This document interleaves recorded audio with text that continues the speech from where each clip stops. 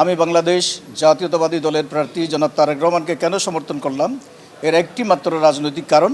সেটি হচ্ছে এই দেশপ্রেমিক জাতীয়তাবাদী শক্তিকে এই মুহূর্তে নির্বাচনে জয়লাভ করাতেই হবে। কারণ আমাদের দেশের যে সাম্প্রদায়িক শক্তি 71-এর যে শক্তি, তারা এখন মাথাছাড়া দিয়ে উঠছে। নানা রকমের চিন্তাভাবনা নিয়ে তারা বাংলাদেশে একটা অরাজক পরিস্থিতি তৈরি করতে চায়।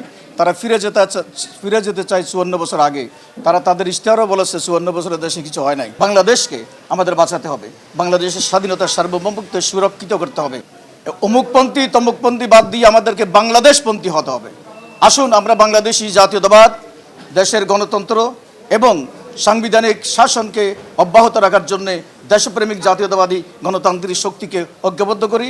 ঢাকা 17 আসনের জনগণ গত কয়দিন আমি যেভাবে মানুষের সাথে মিশেছি, আমি পরিষ্কার উপলব্ধি করেছি যে আমার যে ভোট, সে ভোট বিভক্ত করবে এবং সেটা জাতীয়তাবাদী শক্তির ভোটকেই বিভক্ত করবে। এই আশঙ্কা থেকেই এবং আমার দেশপ্রেমিক জাতীয়তাবাদী চেতনা থেকেই আমি জনাব তারেক রহমানকে সমর্থন দিতে এসেছি। আমি বলি, আপনারা সবাই এই মুহূর্তে দেশপ্রেমিক শক্তির কাণ্ডারি জনাব তারেক রহমানকে ধানের শীষে ভোট দিন।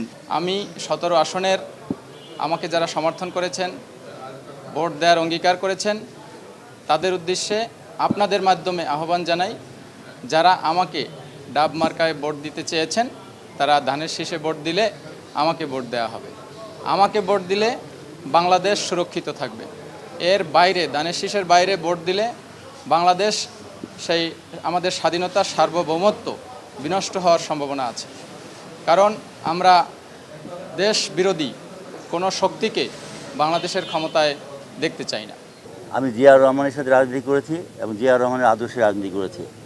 যখন তারই ছেলে তারেক জিয়া এখানে এমপি দাঁড়িয়েছে, আমি তার প্রতিপক্ষ এমপি দাঁড়িয়েছি, এটা আমার কাছে একটু বিব্রতকর। কারণ যে শহীদ জিয়ার রাষ্ট্রপতি ছিলাম, তার খুব ঘনিষ্ঠ ছিলাম, তার রাজনৈতিক সহকারী ছিলাম, সেই হিসাবে যদি তারই সন্তানের সাথে আমি রাজনৈতিক মানে প্রতিযোগিতা করি, তাহলে এটা একদিকে আদর্শগত বেমানান।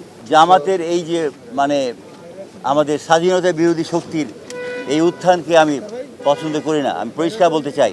সেই হিসাবে আমি মনে করি তারেক জিয়ার হাতকে শক্তিশালী করা উচিত।